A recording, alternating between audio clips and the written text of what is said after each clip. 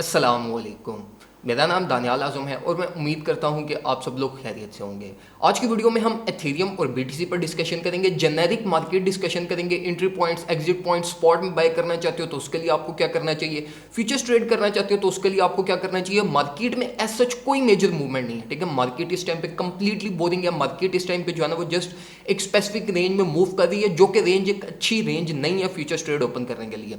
लेकिन स्टिल अगर आप फ्यूचर्स ट्रेड ओपन करना चाहते हो तो मैं आपको कुछ एंट्री पॉइंट्स, कुछ एग्जिट पॉइंट्स और मोस्ट इंपॉर्टेंटली मैं आपको आज की वीडियो में वाइकॉफ मॉडल डिटेल में एक्सप्लेन करूंगा कि वाइकॉफ मॉडल किस तरीके से वर्क करता है, और उसके मैं सब डिवीजन फेजेस भी आपको दिखाऊंगा किस तरीके से, कहां पे एक्युमुलेशन होती है, कहां पे स्ट्रॉन्ग सेल होती है और कहां से बाइंग होकर प्राइस दोबारा ऊपर जाती है। तो वीडियो लाजमी एंड तक देखना ताकि आपको सारी चीज़ें क्लियर हो। वीडियो में जाने से पहले मेक श्योर करो कि आपने इस चैनल को सब्सक्राइब किया हो, लाजमी सब्सक्राइब कीजिएगा इस चैनल को, और मुझे ट्विटर पे लाजमी फॉलो कर लो। ट्विटर पे मैं आपको सारी डिटेल्स, जो कुछ मार्केट में चल रहा होता है वो मैं आपको लाइव अपडेट्स अपनी ट्रेड्स के बारे में ट्विटर पे अपडेट देता रहता हूँ, तो ट्विटर पे मुझे लाजमी फॉलो करना। अब हम डायरेक्टली चलते हैं चार्ट्स की तरफ। अगर हम एथेरियम को देखें, ये वाइकॉफ मॉडल है जिसको मैं आपको थोड़े टाइम बाद मैं आपको एक्सप्लेन करूंगा। सबसे पहले हम एथेरियम की जेनेरिक डिस्कशन करते हैं, प्राइस प्रेडिक्शन एथेरियम और बीटीसी का देखते हैं।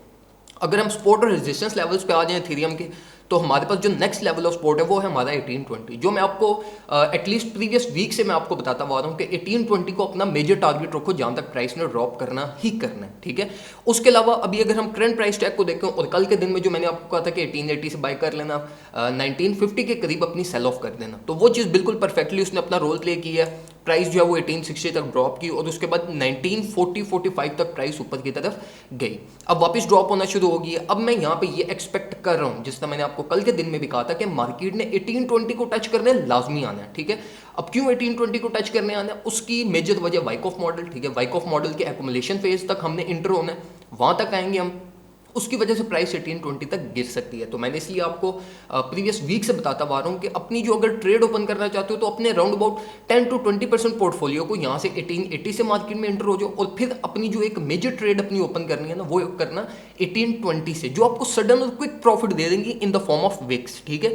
अगर प्राइस यहाँ से और नीचे गिरती भी है ना, तो ये एक विक क्रिएट करके प्राइस कुछ ना कुछ वापस 1900 के करीब करीब सडनली चली जाएगी, तो ये आपके क्विक प्रॉफिट बन जाएंगे, जो कि मैं भी इसी तरीके से प्ले करूंगा। मैं भी चाहता हूं कि आप भी इसी तरीके से प्ले करो ताकि आपके भी प्रॉफिट मिस ना हो, और जो एक 100% गारंटेड प्रॉफिट होते हैं ना वो आपके बन सकें।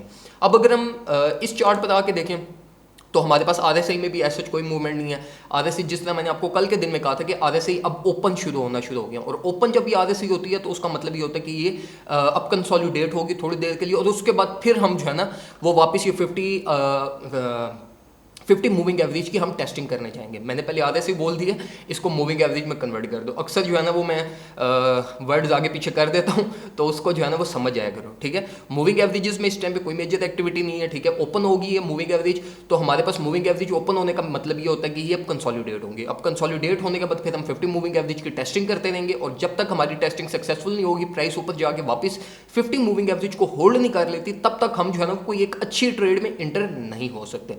अब अगर हम बीटीसी की बात करें, बीटीसी को देखें तो बीटीसी में भी एज सच मार्केट मूवमेंट कुछ भी नहीं है। हम जो है ना वो एक जो हमारे पास एक्युमुलेशन, ये पूरा जो आप बॉक्स देख रहे हो ना, ये एक्युमुलेशन बॉक्स है, बाइंग बॉक्स है, जहां से हमारे पास प्राइस को जल्दी ऊपर की तरफ मूव करना चाहिए, लेकिन स्टिल हम बाइंग जोन में स्टक हुए हैं। इसका मतलब यह है कि मार्केट नीचे की तरफ मूव लेना चाहती है, तो एक्सपेक्ट करो कि मार्केट जो है ना वो 28,500 को टच करने नीचे की तरफ आ सकती है। और अगर बीटीसी 28,500 को टच करने नीचे की तरफ आया तो फिर ये चीज़ भी माइंड में रखना कि एथेरियम जो है ना वो हमारे पास ऑल द वे डाउन 1720 1730 तक जा सकता है। तो इन सारी चीज़ों को अपने माइंड में रखना। ये दोनों सिनेरियोज आपको बताने का पर्पज ये, ताकि आपका माइंड ओपन हो, आपको पता हो कि अगर मैं फ्यूचर्स ट्रेड ओपन करने लगा हूं तो मेरे रिस्क एरिया कहाँ है, कहाँ से मैंने अपनी लिक्विडेशन को जो है ना वो बचाना है, ठीक है। और अगर इनकेस प्राइस नीचे की तरफ आती है तो मैंने किन किन मेजर लेवल से अपनी ट्रेड को और ज्यादा जो है ना वो पोटेंशियली स्ट्रॉन्ग करना है, ताकि जब वापस प्राइस ऊपर की तरफ जाए तो मेरे प्रॉफिट्स मैक्सिमम बने। अब बीटीसी की हमारे पास जो नेक्स्ट लेवल ऑफ सपोर्ट है वो हमारा 31,000, जो कि मैंने आपको प्रीवियस वीक से बताता हुआ आ रहा हूँ कि 31,000 हमारा एक मेजर लेवल है। अगर 31,000 वाला लेवल अगर हमारा ब्रेक हुआ तो फिर इस पॉइंट से भी एक स्ट्रॉन्ग सेलिंग स्टार्ट हो जाएगी और प्राइस हमारी ऑल द वे डाउन 28,500 तक ड्रॉप कर सकती है। मैं आपको ये रिकमेंड करूंगा कि फ्यूचर्स ट्रेड अगर करना चाहते हो, क्योंकि मुझे पता है जो लोग फ्यूचर्स ट्रेड करते हैं उनका ये कीड़ा कभी ठंडा नहीं होता, ठीक है। उनको जो मर्जी कह लो ना, उन्होंने करनी ही करनी ट्रेड है। अगर फॉर एग्जांपल बीटीसी की प्राइस $200 भी चेंज होगी ना, तो उनको कुछ ना कुछ चीज़ तंग करना शुरू कर देती है कि भाई अब फ्यूचर्स ट्रेड करनी है, प्राइस ऊपर ना निकल जाए। तो उनके लिए मैं यही कहूँगा कि $31,000 से 31,400 से अराउंड अबाउट 5 to 10% कैपिटल थोड़ी लिवरेज यूज करके मार्केट में एंटर हो जाना, ठीक है। और अगर इन केस वापस प्राइस ऊपर की तरफ जाती है तो ये कि आपके एक तो प्रॉफिट मिस नहीं होंगे, आपको कुछ ना कुछ प्रॉफिट मिल जाएगा, और नेक्स्ट लेवल ऑफ सपोर्ट से, नेक्स्ट लेवल ऑफ रेजिस्टेंस से एग्जिट कर जाना। ज्यादा देर मार्केट में स्टे नहीं करना, क्योंकि मार्केट की एक्सपेक्टेशंस, कंप्लीट मार्केट की एक्सपेक्टेशंस यही है कि मार्केट कुछ ना कुछ नीचे ड्रॉप करेगी, अपने लोअर लेवल्स को टच करेगी, और उसके बाद मार्केट हमें जो है ना वो एक अच्छा मेजर ट्रेड करने की हमें एक अपॉर्चुनिटी देगी। अब हम वापस आ जाते हैं ज़रा वाइकॉफ मॉडल पे। वाइकॉफ मॉडल ना बहुत इंपॉर्टेंट मॉडल है, जो ये वाइकॉफ मॉडल, ये भी समझ लो कि Wyckoff model once in a year appear होता है, ठीक है। ये बहुत कम केसेस होते हैं जहाँ पे वाइकॉफ मॉडल अपीयर होता है, लेकिन जहाँ पे ये अपीयर होता है ना, वहाँ पे ये मोस्टली 99% ऑफ टाइम बिल्कुल 110% एक्यूरेट अपना रोल प्ले करता है। अब ये चीज़ समझ लो कि वाइकॉफ मॉडल का जो टाइम ड्यूरेशन होती है वो होती है 5 to 6 मंथ्स, ठीक है। ये पूरे 5 से 6 महीने वाइकॉफ मॉडल चलता रहता है, ठीक है। तो इसमें जो एक्यूरेसी है ना वो ऑटोमेटिकली बिल्ड हो जाती है, ठीक है। अगर आप देखोगे प्राइस टैग, देखो अब 5-6 महीने के प्राइस टैग को हम देखें कि ये इस तरीके से मूव होनी है, तो वो ऑटोमेटिकली कहीं ना कहीं पे जो है ना वो वाइकॉफ मॉडल के अकॉर्डिंगली वो एडजस्ट हो जाता है, ठीक है। हमें लगता है कि हाँ ये वाइकॉफ मॉडल बिल्कुल इसी तरीके से गाइड कर रहा है, तो प्राइस इसी तरीके से मूव कर रही है, और नो डाउट प्राइस मूव भी करती है। अब ये वाइकॉफ मॉडल कब अपना रोल प्ले करता है? 99% ऑफ टाइम जब हम बुल रन के मार्केट टॉप साइकिल पे पहुंच जाते हैं ना, और उसके बाद जब हमारा कोई मेजर डंप स्टार्ट होता है, तो वहां से हमारे पास वाइकॉफ मॉडल के जो है ना वो हमें इंडिकेशंस मिलना शुरू हो जाते हैं कि हाँ अब वाइकॉफ मॉडल शायद अपना रोल प्ले कर रहे हैं। लेकिन जिस तरीके से आपको पता है कि Wyckoff model once in a year या once in a 3 years appear होता है, तो इस पर लोग इतनी कंसिडरेशन नहीं देते, ठीक है। बहुत कम चांसेस होते हैं, और खास करके जब बुल रन की मार्केट चल रही हो, जब मार्केट क्विकली ऊपर जा रही हो, क्विकली करेक्शन ले रही हो, फिर ऊपर जा रही हो, उस टाइम पे आइडेंटिफाई करना बिल्कुल स्टार्ट से बहुत ज्यादा डिफिकल्ट हो जाता है। लेकिन अभी तो हमारे पास वाइकॉफ मॉडल की कंफर्मेशन हुई हुई है, हम फेज डी फेज ई में भी इंटर होने वाले हैं, तो हमारे पास इस टाइम पे तो कंफर्मेशन है। अब उसके अकॉर्डिंगली हम एक चीज को समझ लेते हैं आने वाले टाइम के लिए, जो आपके टेक्निकल स्किल्स को या आपके ट्रेडिंग स्किल्स को इंप्रूव कर सकती है। तो उसके लिए हम जो है वाइकॉफ मॉडल को ज्यादा डिटेल में समझ लेते हैं कि होता क्या और इसकी वर्किंग कैसे होती है। सबसे पहले वाइकॉफ मॉडल को समझ लो। मैं आपको वाइकॉफ मॉडल के वैसे 4 फेजेस होते हैं, A B C D, ठीक है। बहुत सारे लोगों ने इसके E फेज भी बनाए हुए हैं, F भी, बहुत सारे फेजेस बनाए हुए हैं, ठीक है। लेकिन जो एक्चुअल वाइकॉफ मॉडल है उसके 4 फेजेस है हमारे पास, A B C D। पहला A फेज होता है स्ट्रॉन्ग सेल, फिर जो B फेज होता है उसमें हमें रिलीफ मिलती है, फिर C फेज में स्ट्रॉन्ग सेलिंग होती है, और D फेज में हमारे पास रिलीफ रैली मिलती है, जिसमें हमारा एक और बुल रन स्टार्ट हो जाता है। अब ये चीज किस तरीके से वर्क करती है, किस तरीके से एक्चुअली वर्क करती है, मैं आपको डिटेल में बताऊंगा। मैं आपको ये नहीं बताऊंगा कि A फेज में ये हो रहा है, B फेज में ये हो, मैं आपको डिटेल में बताऊंगा कि इंस्टीट्यूशंस और इन्वेस्टर्स इस मॉडल को किस तरीके से लेके प्ले करते हैं, ताकि आप भी एक इंस्टीट्यूशन और एक बड़े इन्वेस्टर की तरह सोच सको, और जैसे वो डिसीजन ले रहे हैं आप भी वैसे डिसीजन ले सको। अब यहाँ पे ना ये चीज समझ लो। अब ये जो लाइंस 3 आप देख रहे हो ना, ये वही 3 लाइंस हैं सपोर्ट और रेजिस्टेंस लेवल, जो मैं आपको प्रीवियस राउंड अबाउट 1 महीने से दिखाता हुआ रहा हूँ, ठीक है। मैंने बस इनको राइट लेफ्ट साइड पे दोनों तरफ एक्सटेंड कर दिया, ठीक है, ताकि वाइकॉफ मॉडल आपको सही तरीके से समझ आ जाए, ठीक है। अब जो ट्रेडर्स होते हैं ना, उनको ये इन लाइंस का जो आप स्ट्रेट लाइंस देख रहे हो, इनकी जरूरत नहीं पड़ती, ठीक है। ये जो मैं आपको प्रीवियस मंथ से मैं आपको इन 3 लाइंस, इन 3 सपोर्ट और रेजिस्टेंस लाइंस के अकॉर्डिंगली जो सिग्नल दे रहा था ना, वो वाइकॉफ मॉडल के ही अकॉर्डिंगली दे रहा था, ठीक है। इसमें डिफरेंस सिर्फ ये था कि मैंने ये इनके फेजेस ड्रॉ नहीं किए थे, क्योंकि फेजेस की मुझे जरूरत ही नहीं है। वैसे ही बंदे को देख के पता चल जाता है कि यार यहाँ से न्यू फेज स्टार्ट हो रहा है, अब यहाँ से हम न्यू फेज में इंटर हो रहे हैं, ये अकोमोलेशन फेज है, ये सेल एरिया, वो वैसे ही देख के पता चल जाता है। अब मैं आपको बताता हूँ कि एक्चुअली में ये वर्क कैसे करता है। हमारा मार्केट टॉप साइकिल था ये, जो कि किसी ने प्रेडिक्ट नहीं किया था, किसी ने नहीं बताया था कि यार ये $65,000 हमारा मार्केट टॉप साइकिल हो सकता है, ठीक है। हाँ, ये प्रेडिक्शन जरूर थी कि मार्केट 30,000 पे आएगी। मेरी अपनी प्रेडिक्शन थी, मेरी 5-6 महीने पहले की प्रेडिक्शन थी, 2021 के स्टार्ट से थी कि प्राइस ने नीचे आना है, ठीक है। खैर वो एक अलग टॉपिक है।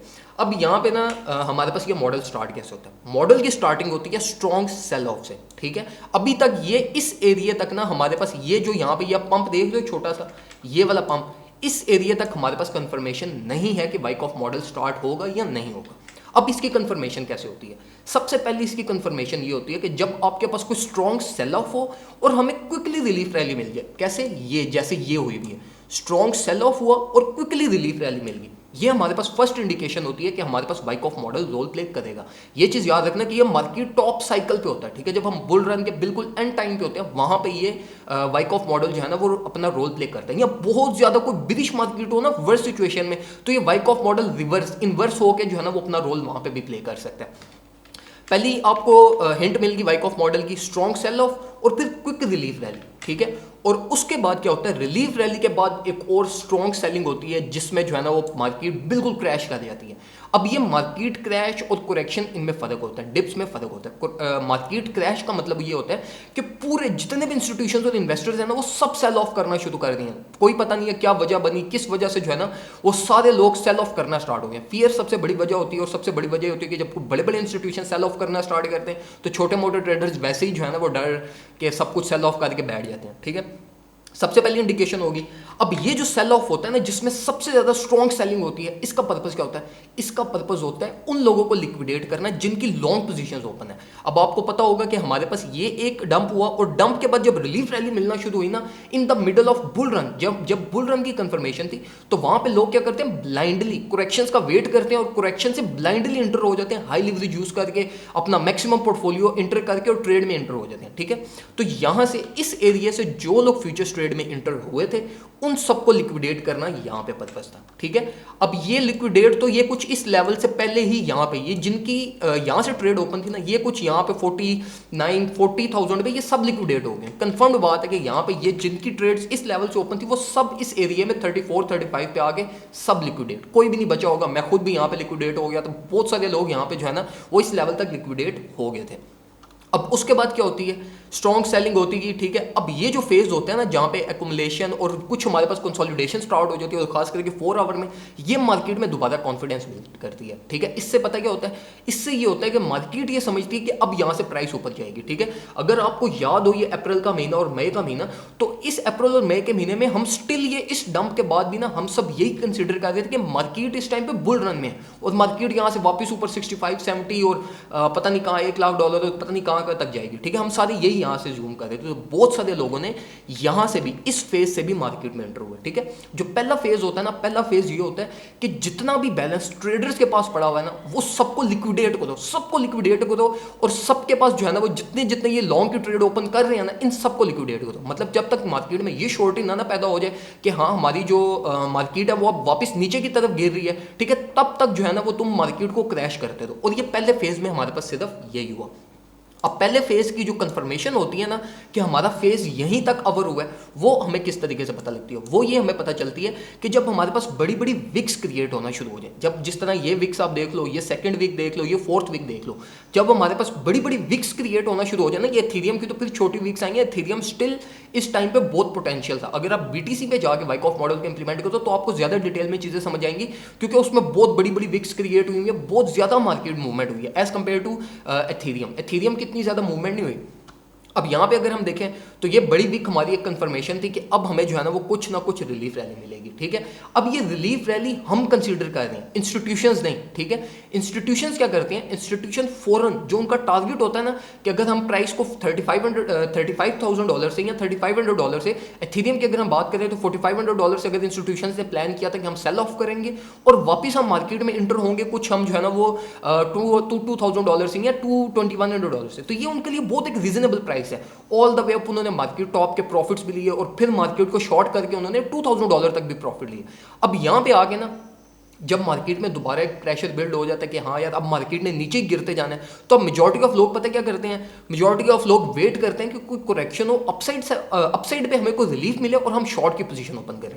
उसी तरीके से हुआ, मार्केट ऊपर गई, फेज बी में एंटर हुई, फेज बी में दोबारा एक करेक्शन होती है, ठीक है। जो लोग लॉन्ग की पोजीशन ओपन करते हैं पहले दो फेजेस में ना लिक्विडेट, जिनके पास मार्केट में सबसे ज्यादा बैलेंस है ना, कोशिश यही की जाती है कि उन सबको लिक्विडेट किया जाए। ये इन्वेस्टर्स की मैं आपको साइकोलॉजी बता रहा हूँ, उनकी कोशिश ये होती है कि जिनके पास सबसे ज्यादा बैलेंस है ना उनको लिक्विडेट किसी तरीके से किया जाए ताकि मार्केट में बड़े बड़े इन्वेस्टर्स का जो मार्केट को प्ले कर रहे हैं ना उनका रोल रह जाए सिर्फ। बाकी हम जो छोटे मोटे इन्वेस्टर्स हैं हमारा तो वैसे ही मार्केट पे कोई फर्क नहीं पड़ता, ठीक है। तो जो बड़े बड़े इन्वेस्टर्स होते हैं या जो बड़े बड़े ट्रेडर्स होते हैं जो मिलियंस ऑफ डॉलर्स की ट्रेड ओपन करते हैं, उनको लिक्विडेट करना सबसे पहला गोल होता है इन्वेस्टर्स और इंस्टीट्यूशंस का। अब यहाँ पे आके बहुत सारे बड़े बड़े इन्वेस्टर्स या बहुत बड़े बड़े इंस्टीट्यूशंस ने यहाँ से भी लॉन्ग की पोजीशन ओपन की होगी फेज बी में इंटर होने से पहले, लेकिन फेज बी में दोबारा सेल ऑफ स्ट्रॉन्ग होती है, हमारे पास बहुत स्ट्रॉन्ग सेल ऑफ होती है। ये जो जिस तरह प्राइस नीचे की तरफ आती जा रही है ना, जब मार्केट कैप कम होती जाती है उस टाइम पे मार्केट को नीचे की तरफ लाना ज्यादा मुश्किल होता जाता है। जब मार्केट टॉप पे होती है उस टाइम पे फिर इजी होता है मार्केट को नीचे की तरफ लाना। अगर आप स्ट्रॉन्ग सेलिंग एक दो दफा कर दो ना और मार्केट में थोड़ा सा भी फियर जनरेट हो जाए तो मार्केट ऑटोमेटिकली नीचे की तरफ आती जाती है। लेकिन मार्केट जब ऑलरेडी अपने बॉटम्स पे हो ना तो उस टाइम पे बहुत डिफिकल्ट हो जाता है मार्केट को जो है ना वो नीचे की तरफ और ज्यादा नीचे की तरफ गिराना।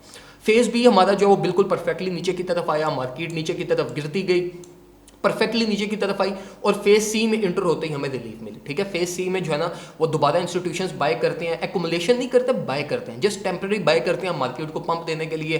पंप देते देते फिर जो है वो अपने नेक्स्ट लेवल ऑफ टारगेट पे जो रेजिस्टेंस लेवल होता है वहां पे वो सेल ऑफ करते हैं, फिर नीचे की तरफ प्राइस आती है और कुछ इस तरीके से ही मार्केट जो है ना वो ये मूव करती रहती है। अब ये वाला जो फेज होता है ना फेज सी, ये होता है नॉइज। ठीक है, अब ये क्यों नॉइज होता है, उसकी वजह ये होती है कि यहाँ पे इंस्टीट्यूशंस और इन्वेस्टर्स मार्केट को प्ले करने देते हैं, मार्केट के अकॉर्डिंग इंस्टीट्यूशंस और इन्वेस्टर्स साइड पे हो जाते हैं। बड़ी बड़ी वेल्स की मैं बात कर रहा हूं या बहुत बड़े बड़े जो बियर्स होते हैं ना मार्केट के, ये मैं उनकी बात कर रहा हूं। अब ये यहां पे फेज सी में साइड पे हो जाते हैं। ठीक है, ये वेट करते हैं कि मार्केट को ट्रेडर्स को प्ले करने तो देखते हैं ये क्या करते हैं, उनके अकॉर्डिंगली फिर वो चलते हैं।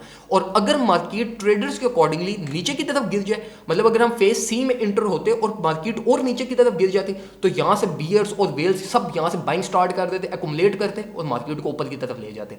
इसी तरीके से जब हमने इन्वेस्टर्स जो छोटे ट्रेडर्स थे फेज सी में जब प्राइस को ऊपर की तरफ ले जाते हैं ना, तो फिर उसके बाद जो ये वेल्स होते हैं जो बियर्स होते हैं ये सेल ऑफ करना स्टार्ट कर देते हैं और फेज डी में इंटर होने से पहले ये सारी नॉइस चलती रहती है। ठीक है, मार्केट में कोई मेजर मूवमेंट नहीं होती, मार्केट ऑटोमेटिकली ऑल टाइम हाइस को टच करती है, लोस को टच करती है और फेज डी में इंटर हो जाती है। अब जो फेज डी होता है ना ये सबसे इंपॉर्टेंट हमारे पास फेज होता है जिसमें मेजॉरिटी ऑफ लोग पैसे अपने लूज करते हैं। ठीक है, मेजॉरिटी ऑफ लोग जो अपने पैसे लूज करके मार्केट से निकल जाते हैं ना वो फेज डी और फेज सी ही होता है हमारे पास। अब अगर इस फेज में देखें तो इसमें मार्केट दोबारा नीचे की तरफ आ रही है। ठीक है, अब यहां पे आप लोग ये समझोगे वाइकॉफ मॉडल तो हमें सिर्फ नीचे की तरफ लेके आता जा रहा है, नहीं, वाइकॉफ मॉडल बिल्कुल परफेक्टली प्लान्ड होता है, बिल्कुल परफेक्टली चल रहा होता है कि पहले हमने सारे बड़े बड़े इन्वेस्टर्स जो बड़े बड़े ट्रेडर्स हैं उनको लिक्विडेट करना है, फिर जब मार्केट में छोटे ट्रेडर्स रह जाएंगे जिनकी ट्रेड से वैसे ही को मार्केट में ऐसे बड़ा इंपैक्ट नहीं पड़ता, फिर उनके अकॉर्डिंगली उनको लेके हम जो है ना वो चलते रहेंगे और जब मार्केट पूरी बड़े बड़े इन्वेस्टर्स के कंट्रोल में आ जाए तो फिर वो अपने अकॉर्डिंगली चलते रहते हैं। पहले 4 फेजेस में वो यही करते हैं, ये मैं फेजेस को डिवाइड किया हुआ मैंने। ठीक है, तो मैं ये एफ और जी तक तकरीबन मैं ये फेजेस को ले जाऊंगा। तो पहले 3 फेजेस में लिक्विडेट कराते हैं, कोशिश ये करते हैं कि बस लिक्विडेट जितने ज्यादा लिक्विडेट लोग हो सके उनको लिक्विडेट किया जाए।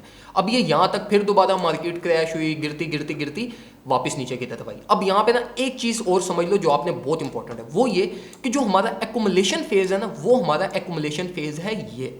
ये जो डॉटेड लाइन आप देख रहे हो ना और ये white line, strong white line के बीच में, और ये है हमारा एक्युमुलेशन फेज। ठीक है, अब वाइकॉफ मॉडल के अकॉर्डिंगली अगर आप लॉन्ग की पोजीशन सिर्फ ओपन करते हो तो सिर्फ जो आपकी according to this Wyckoff model बनता है ना मेजर ट्रेड, वो आपकी बनती है सिर्फ इस रेंज में जो 1880 से नीचे और हमारे पास जो है ना वो 1700 से ऊपर, ये वाली जो रेंज है ना ये हमारी एक्युमुलेशन फेज है। और आप अगर पूरे वाइकॉफ मॉडल में देख लो तो हम इस फेज में सिर्फ 2 दफा एंटर हुए, एक दफा यहां पर एंटर हुए और एक दफा यहां पे। जब हम इसमें फर्स्ट टाइम एंटर हुए तो हमें जो रिलीफ रैली मिली है वो हमें अच्छी वाली रिलीफ रैली 1700 से लेके ऑल द वे अप 2300 2400 तक हमें रिलीफ रैली मिली। अब ये हम सेकंड टाइम यहां से मार्केट में एक्युमुलेशन फेज में इंटर होने लगे हैं। पूरे वाइकॉफ मॉडल की जो समरी है ना वो सिर्फ ये है कि वाइकॉफ मॉडल की जब आपको कंफर्मेशन हो जाती है ना तो कोशिश यही किया करो कि भाई छोड़ दो, ट्रेडिंग को छोड़ दो, फ्यूचर्स ट्रेड को स्पेसिफिकली छोड़ दो। जब तक मार्केट एक्युमुलेशन फेज में नहीं आती वहां से ट्रेड ओपन कर दो, वो एक सेफ है। ठीक है, क्योंकि एक्युमुलेशन फेज से 99% ऑफ टाइम जो है वो इन्वेस्टर्स मार्केट में आते हैं। ठीक है, और मैं आपको क्यों पिछले 1-2 हफ्तों से मैं आपको कह रहा हूं कि अगर आपने लॉन्ग टर्म इन्वेस्टमेंट करनी है तो आप मार्केट में इंटर ना हो, उसकी वजह ही ये कि हम एक्युमुलेशन फेज में इंटर ही नहीं हो रहे। अब हम कुछ एक्युमुलेशन फेज के करीब है, हमारे पास ये सपोर्ट का भी लेवल है। सपोर्ट लेवल अगर हमारी ब्रेक करती है और हम नीचे जो है ना वो आ जाते हैं इसमें क्या नाम है एक्युमुलेशन फेज में, तो फिर बाय कर लेना 1700 से लेके 1800 के बीच में। ये बहुत अच्छे बाइंग टारगेट्स हैं, बहुत अच्छे बाइंग टारगेट्स हैं जो जिसको अगर आप 1-2 महीना अगर आप होल्ड कर लेते हो ना तो ये आपके कंफर्म्ड आपको बहुत ज़्यादा प्रॉफिट देंगे। और अगर आप लॉन्ग टर्म इन्वेस्टमेंट करना चाहते हो तो फिर तो बाय ही सिर्फ इस रेंज से करना। तो ये हमारे पास होता है वाइकॉफ मॉडल। ठीक है, अब ये हमारे पास एक्युमुलेशन फेज में जब हम इंटर होते हैं ना, अब ये जो इस एक्युमुलेशन फेज का आपको पता चल गया, एक्युमुलेशन फेज में दोबारा इन्वेस्टर्स बाय करना स्टार्ट कर देते हैं। लेकिन इन्वेस्टर्स क्या करते हैं, इन्वेस्टर्स जो एक्युमुलेशन फेज से बाय करते हैं ना, वो बहुत जल्द सेल ऑफ भी कर देते हैं। क्यों? क्योंकि मार्केट का जो डाउनवर्ड ट्रेंड है ना ओवरऑल, वो होता है डाउनवर्ड, ठीक है। अब ये एक्युमुलेशन फेज में हम जब ये नेक्स्ट फेज में हम इंटर होंगे तो हमारी कुछ मार्केट सिचुएशन यहाँ पे होगी और हमारा जो टारगेट एक बनेगा वो हमारा बनेगा ये 2200 या 2300, जहाँ से जो है ना वो हमें मार्केट दोबारा सेल ऑफ करना स्टार्ट कर देगी। जितना हम नीचे जाते जा रहे हैं, हमारे जो अपर लेवल ऑफ सपोर्ट्स होते हैं वो हमारे रेजिस्टेंस बनते जाते हैं, ठीक है। और मोस्ट लाइकली चांसेस यही होते हैं कि अगर इन्वेस्टर्स ना भी सेल ऑफ करें ना तो ट्रेडर सेल ऑफ करके प्राइस गिरा देते हैं, ठीक है। तो अगर आप ये इस एक्युमुलेशन फेज से अगर आप बाइक करने लगे हो या आप प्लान कर रहे हो बाइक करने का, तो मैं आपको ये रिकमेंड करूंगा कि जो आपका टारगेट होना चाहिए ना, बेशक आपने लॉन्ग टर्म होल्डिंग करनी है, एक $2200 को अपना टारगेट रख लेना, ठीक है, क्योंकि वहां से हमारी सेल ऑफ होगी, ठीक है। और यहां से सेल ऑफ हो के प्राइस दोबारा नीचे की तरफ गिरेगी, ठीक है। और ये नेक्स्ट फेज में इंटर होने से पहले हमारी प्राइस कुछ ये सपोर्ट लेवल की दोबारा आके टेस्टिंग करेगी। और ये फिर जो हमारा लास्ट फेज फेज ई होगा, इसमें फिर प्राइस जो है ना वो कुछ इस तरीके से all the way up bull run की तरफ जाएगी या जिस तरफ भी जाएगी। और अगर हम ये वाइकॉफ मॉडल के अकॉर्डिंग देखें तो जो हमारा बुल रन का एक स्टार्टिंग बनती है ना, वो हमारी बनती है 15 अगस्त से लेके सितंबर के बीच में, ठीक है। 15 अगस्त या अगले महीने के जो हमारे पास 15 बड़ी ईद के बाद 15 अगस्त से लेके आगे का जो टाइम पीरियड है ना, वो हमारा एक अच्छा एक बुलिश टाइम फ्रेम हो सकता है। तो मैं आपको यही रिकमेंड करूंगा कि अगर आपने लॉन्ग टर्म बाय करना है तो वेट करो, एक्युमुलेशन फेज के लोड्स को टच करने दो, वहां से बाय करना, और फिर एटलीस्ट अगस्त का पूरा महीना होल्ड करना, ठीक है। क्योंकि उस टाइम पे हमारा मेजर रन स्टार्ट होगा, उस टाइम के रन को फिर जो है ना वो मेजर प्रॉफिट्स होंगे, वहां को मिस ना करना। अगर फ्यूचर्स ट्रेड करना चाहते हो तो वेट करो, ज्यादा जो है ना वो मार्केट में इस टाइम पे ज्यादा बैलेंस इनपुट ना करना, क्योंकि मार्केट इस टाइम पे वोलेटाइल है। जो मार्केट की मेजर मूवमेंट है वो है डाउन साइड पे। तो ये इस तरीके से जो है ना वाइकॉफ मॉडल के अकॉर्डिंगली, वाइकॉफ मॉडल जो है ना वो ये बेसिकली बड़े बड़े इन्वेस्टर्स और बड़े बड़े इंस्टीट्यूशंस के लिए होता है, कि हम जैसे छोटे ट्रेडर्स के लिए नहीं है। क्यों? क्योंकि हम मार्केट पे इंपैक्ट नहीं डाल सकते, ठीक है। हम मार्केट पे हम जितना मर्जी हम अपनी कोई जो है ना वो बड़ी से बड़ी भी ट्रेड ओपन करें तो वो $60,000 $70,000, अगर कोई अच्छा ट्रेडर है तो उसकी भी यही रेशो होती है, ठीक है। $60,000 $70,000 की ट्रेड ओपन करेगा, इंटू 10 लिवरेज या इंटू 20 लिवरेज लगा लेगा, तो ये कोई 1.2 1.5 मिलियन डॉलर्स की जो है ना वो ट्रेड ओपन करके ये मैक्सिमम ट्रेड होती है, ठीक है। लेकिन स्टिल अगर देखा जाए तो ये वाइकॉफ मॉडल जस्ट उनके लिए जो बड़े बड़े बिलियंस ऑफ डॉलर्स या million hundreds of millions of dollar जिनके पास होते हैं, वही इनको जो है ना वो कंट्रोल कर सकते हैं मार्केट को, और इसके अकॉर्डिंगली वाइकॉफ मॉडल के अकॉर्डिंगली रोल प्ले कर सकते हैं। लेकिन स्टिल आपको पता होना चाहिए, क्योंकि जिस तरीके से इन्वेस्टर्स और इंस्टीट्यूशंस प्ले करते हैं, अगर आप उस तरीके से प्ले करना स्टार्ट कर दो, उनके साथ बाय करो, उनके साथ सेल ऑफ करो, तो आप 100% आप प्रॉफिट में ही होगे। तो ये कुछ इन्फॉर्मेशन थी रिगार्डिंग वाइकॉफ मॉडल जो मैं आपसे शेयर करना चाहता था। उम्मीद करता हूँ आपको वीडियो पसंद आई होगी। वीडियो पसंद आई है तो वीडियो को लाइक करो। वाइकॉफ मॉडल के अकॉर्डिंगली कोई और अगर क्वेश्चन है तो वो कमेंट सेक्शन में मेरे से पूछो, मैं आपको वो भी डिटेल में एक्सप्लेन कर दूंगा। उसके रिगार्डिंग भी जो आपके इश्यूज होंगे वो भी मैं आपको एक और वीडियो में भी बता दूंगा, क्योंकि ये मॉडल कॉम्प्लेक्स है और इस मॉडल की ऐसा सच आपको इतनी ज़्यादा जरूरत भी नहीं है, ठीक है। लेकिन स्टिल आपको पता होना चाहिए कि हमारे पास नेक्स्ट मूवमेंट क्या होगी। जो मेजर डंप था वो हमने सर्वाइव कर लिया। अब वाइकॉफ मॉडल के अकॉर्डिंगली हमारे पास अगले जो है ना वो 20-25 दिनों में हमारे पास जो है ना वो इसका बुलिश फेज स्टार्ट हो जाएगा। तो इस टाइम पे जस्ट आपको यही पता होना चाहिए। वीडियो को लाइक करो, लाजमी कमेंट सेक्शन में कोई और चीज़ पूछना चाहते हो वो पूछो, और चैनल को सब्सक्राइब तो आपको पता है आपने मस्ट करना है। थैंक यू सो मच, अपना ख्याल रखिए, अल्लाह हाफिज़।